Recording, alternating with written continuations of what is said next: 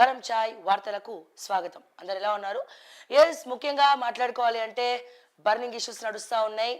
నిన్న దాదాపు 30-40 సంవత్సరాల క్రితం వచ్చినటువంటి భూకంపం ఉమ్మడి ఆంధ్రప్రదేశ్, అటు ఆంధ్రాలో ఇటు తెలంగాణలో నిన్న కొంచెం సేపు పాటు భూమి కంపించింది. తెలంగాణలో నాట్ ఓన్లీ తెలంగాణ, ఆంధ్రాలో ప్లస్ తెలంగాణలో కూడా కంపించింది. ఆఖరికి మా ఓకే టీవీ ఆఫీస్లో కూడా కొంచెం ఇట్లా షెవరింగ్ వచ్చిందనమాట. అండ్ అలాగే కుక్కట్పల్లి, మియాపూర్, ఎస్ఆర్ నగర్, అమీర్పేట్, శ్రీనగర్ కాలనీ, పంజాగుట్ట, అటు ఎల్బీ నగర్, వనస్థలిపురం అండ్ ఖమ్మం, భద్రాచలం, వరంగల్, ఇట్లా చెప్పుకుంటూ పోతే చాలా ఏరియాస్లో పెను భూకంపం, అంటే దాదాపు 10 సెకండ్ల పాటు భూకంపం, భూమి కంపించింది. నాకు అనిపించింది ఏంటంటే ఎప్పుడు లేని, నేను ఫస్ట్ నుంచి కూడా చెప్తా ఉన్నాను, మా రేవంత్ అన్న గురించి చెప్పుకుంటూ వచ్చా. మా ముఖ్యమంత్రి రేవంత్ రెడ్డి గారు అలా అడుగు పెట్టినారో లేదో 6 గ్యారంటీలు ఫెయిల్ అయినాయి. మరి కాంగ్రెస్ ప్రభుత్వం ఇస్తారన్న హామీలను, సంక్షేమ పథకాలను ఇవ్వలేకపోతోంది. ఎప్పుడైతే కాలు పెట్టినారో అప్పుడు సామాన్యులు ఇల్లు కోల్పోయే, అంటే అన్ని పర్మిషన్స్ ఉండి, అన్ని రిజిస్ట్రేషన్లు ఉండి, రెరా, హెచ్ఎండిఏ వీళ్ళన్ని అప్రూవల్స్ ప్లస్ సబ్ రిజిస్టర్ల రిజిస్ట్రేషన్స్ ఉండి కూడా సామాన్యుల ఇల్లు కోల్పోయినారు. అండ్ అదే రకంగా ఇట్లా చిట్కేసిండ్రో లేదో అక్కడ హర్యానాలో ఓటమి పాలైంది. తర్వాత ఈయన ఇన్ఛార్జ్ ఇచ్చినటువంటి మహారాష్ట్ర ఓటమి పాలైంది. సో ఇట్లా చెప్పుకుంటూ పోతే నాకు అనిపించింది, నేను చాలాసార్లు చెప్పిన, మరి రేవంత్ అన్న పాదం ఐరన్ పాదం. ఆయన ఇట్లా వచ్చిండో లేదో, మరి వరదలు వచ్చినాయి ఖమ్మంలో, అంతకుముందు కూడా వచ్చినాయి, కానీ వరదలు వస్తే వచ్చినాయి శ్రావ్య, మనకి సహాయం అన్న చేయాలి కదా. అంటే ఇప్పటి వరకు ప్రజలారా ఖమ్మంలో ఎవరు ఆస్తులు స్థిరాస్తులు అయితే కోల్పోయినాయో, సామాన్యుల గురించి మాట్లాడుతున్నా, పెద్ద పెద్దోళ్ళు గొప్పోళ్ళు వాళ్ళు పోతే మళ్ళా ఏదో ఒకటి సంపాదించుకుంటారు, కానీ వాళ్ళు పైసా కూడబెట్టుకున్నవన్నీ కూడా మట్టిలో కొట్టుకపోతే, వర్షం నీళ్ళలో కొట్టుకపోతే, వరదలలో కొట్టుకపోతే, అసలు మినిమం స్టాండ్ అంటూ లేదు. చెక్కులు మాత్రం వేరే వాళ్ళు ఎవరెవరో ఇస్తే తీసుకున్నారు, కానీ వాళ్ళ బతుకులు మారలేదు. వరద బాధితులకు ఎటువంటి సహాయం కూడా అందలేదు. నేను అంటా ఉన్నా, మీరు ఆలోచించండి. గతంలో 30 నా చిన్నప్పుడు ఎప్పుడు అంటే నేను పుట్టక ముందు సేమ్ ఇట్లనే హైదరాబాదు, తెలంగాణ, ఉమ్మడి ఆంధ్రప్రదేశ్ మొత్తం కూడా ఇట్లనే భూకంపం వచ్చిందంట. మళ్ళా ఇన్ని సంవత్సరాల తర్వాత మా రేవంత్ సార్ పుణ్యమా అని చెప్పి ఆయన ఇట్లా కాలు పెట్టిండో లేదో, ముఖ్యమంత్రి అయ్యిండో లేదో, ముఖ్యమంత్రి గారు ప్రమాణ స్వీకారం చేసి ఏడాది కావస్తున్నటువంటి ఈ ప్రజా విజయోత్సవాల్లో సరిగ్గా ఏడాదికే మీరు అబ్జర్వ్ చేయండి కావాలంటే, సరిగ్గా రిజల్ట్ వచ్చి రోజు కాంగ్రెస్ గెలుస్తుంది అన్న ఊపులో ఈ పెను భూకంపం ఏంది మిత్రమా? ఈ పెను భూకంపం ఏంటి ప్రజలారా? అంటే ఏ రకంగా మేమేమంటున్నాము, రేవంత్ రెడ్డి గారిని పదే అనాలని మాకేం లేదు, కానీ ప్రజా సమస్యల్లో భాగంగా ప్రజల తరపున 6 గ్యారంటీలు ఏమైనాయి అని చెప్పి ప్రశ్నిస్తున్నాం, సంక్షేమ పథకాలు ఏమైనాయి అని చెప్పి ప్రశ్నిస్తున్నాం, 420 హామీలు ఏమైనాయి అని ప్రశ్నిస్తున్నాం, యూత్ డిక్లరేషన్ ఏమైందని చెప్పి ప్రశ్నిస్తున్నాం.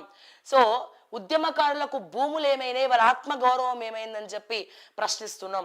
ఇవన్నీ ఒక్కటి కూడా చేయకుండా అడ్మినిస్ట్రేషన్ గాలికి వదిలేసి, రియల్ ఎస్టేట్ మొత్తం దాన్ని డౌన్ఫాల్ చేసేసి, హైడ్రా తీసుకొచ్చి, మూసీ తీసుకొచ్చి, ఉన్నోళ్ళ ఇల్లు కుల్లగొట్టకుండా లేనోళ్ళ ఇళ్ళల్లా బుల్డోజర్లు పెడితే, మరి ఐరన్ లెగ్ ముఖ్యమంత్రి అనకుండా ఇంకేమనమంటారు రేవంత్ రెడ్డి గారు? ఐరన్ లెగ్ ముఖ్యమంత్రి అనకుండా మిమ్మల్ని మేము ఇంతకన్నా ఏమని సంబోధించగలుగుతాం?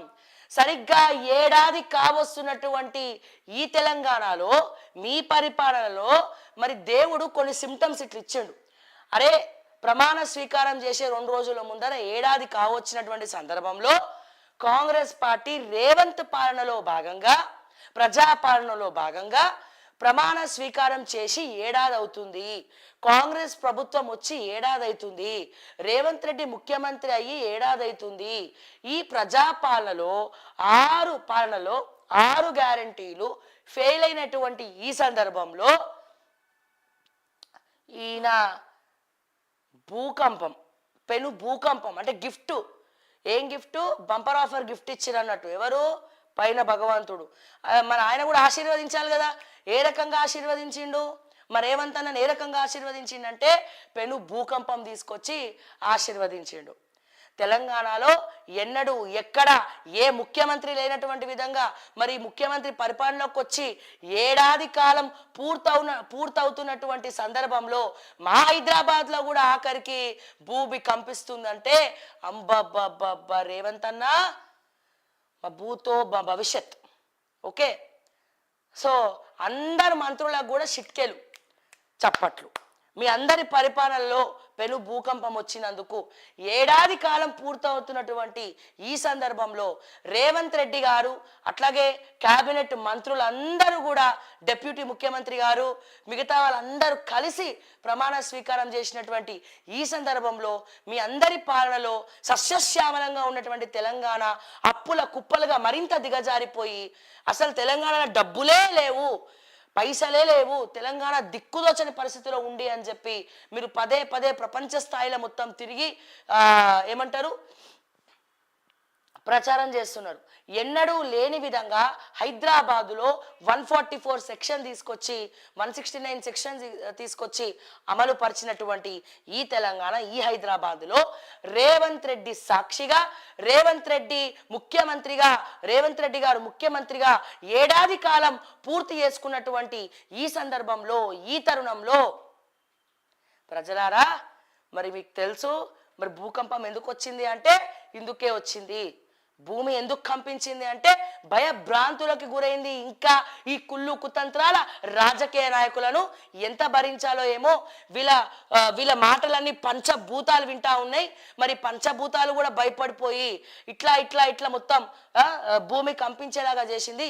భూమికి మేమందరం కూడా భారమైనమని చెప్పి అనుకుంటుండ్రో మరి ఏమనుకుంటుండ్రో తెలియదు. కానీ మొత్తానికి రేవంత్ రెడ్డి గారి ఏడాది ప్రజాపాలన భూమి కంపించే విధంగా ఉంది అంటే నా భూతో నా భవిష్యత్. ప్రజలారా ఇది చాలా అరుదైనటువంటి సమయం. అందుకే మనం చేసుకోవాలి ప్రజా విజయోత్సవ సభలు. మా రేవంత్ అన్న పుణ్యమాని భూమి కంపించింది, మా బట్టి గారి పుణ్యమాని భూమి కంపించింది, మా కోమటిరెడ్డి గారి పుణ్యమాని భూమి కంపించింది, మా పొన్నం ప్రభాకర్ అన్న పుణ్యమా అని భూమి కంపించింది, మా శ్రీధర్ బాబు గారి పుణ్యమా అని భూమి కంపించింది, మా కొండా సురేఖ అక్క, మా సీతక్క మీరందరూ కలిసికట్టుగా, ఎందుకంటే మీరు అందరు కలిసి ప్రమాణ స్వీకారం చేసిర్రు. నిండు చంద్రుడు ఒకవైపు, చుక్కలు ఒకవైపు. చుక్కలు అన్న ఎవరు? మా క్యాబినెట్ మంత్రులు. నిండు చంద్రుడు ఎవడు? మా రేవంత్ అన్న. మా చందమామకి ఎట్లనైతే ఈ అందమైన చందమామకి ఎట్లనైతే ఒక తీరని మచ్చ ఉందో అట్లనే మా రేవంత్ అన్నకు ఐరన్ పాదం అనే ఒక మచ్చొచ్చి పడ్డది భగవంతుడా. ఈయన ఏడాది కాలం పూర్తవుతున్నటువంటి సందర్భంలో అన్ని డౌన్ఫాల్సే. ముఖ్యమంత్రిగా ప్రమాణ స్వీకారం చేసిన 3 నెలల వరకు మేము ఎవరం ఏం మాట్లాడలేదు. ఎక్కడికక్కడ ట్రాఫిక్ హైదరాబాదులో ఒక గల్లీ నుండి ఇంకో గల్లీకి వెళ్ళాలంటే గుండెల్లో గుబులు ఉడుతుంది. విపరీతమైనటువంటి ట్రాఫిక్. ఎక్కడ పడితే అక్కడ వదిలేసినారు.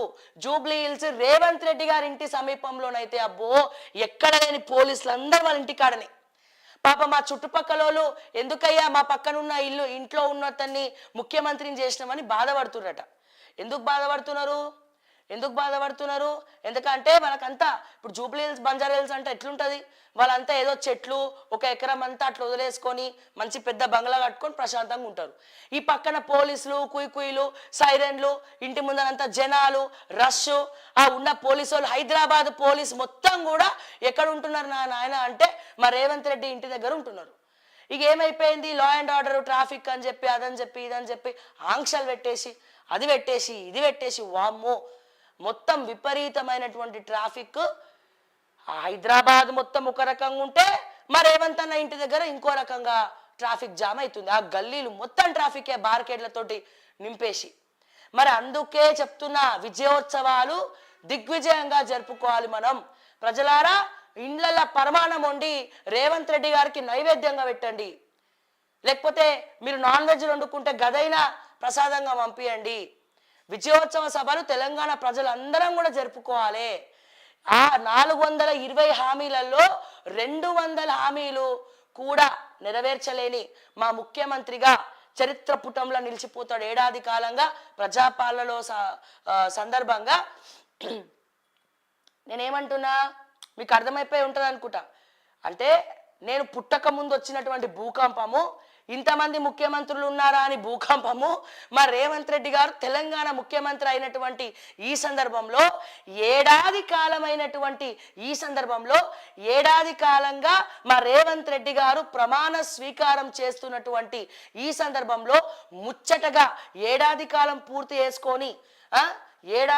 పూర్తి చేసుకొని సంబరాలు ప్రజాపాలన విజయోత్సవాలు చేసుకుంటున్నటువంటి ఈ సందర్భంలో పంచభూతాలు పెకిలించి భూకంపం సృష్టించి భూమిని కంపించేలాగా చేసి 10 సెకండ్ల పాటు మా రేవంత్ రెడ్డి గారిని ఆశీర్వదించిన ఈ పంచభూతాలు మనందరికి అర్థం కాలే అసలు ఏంది సడన్గా ఇట్లా అవుతుందంటే ఏందో అనుకున్నా.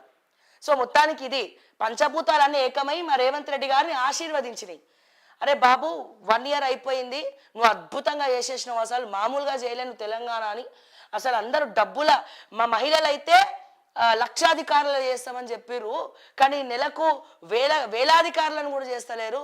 నెలకు వచ్చే మహాలక్ష్మి పథకం కింద 2500 4500 దేవుడెరుగు 2500 కూడా రావట్లే, ఆసరా పెన్షన్ రావట్లే, మా పోలీసు వాళ్ళకి మెడికల్ ఎక్స్పెన్సెస్ మెడికల్ కార్డుల మీద ప్రైవేట్ హాస్పిటల్లో ట్రీట్మెంట్ చేస్తలేరు సరిగ్గా.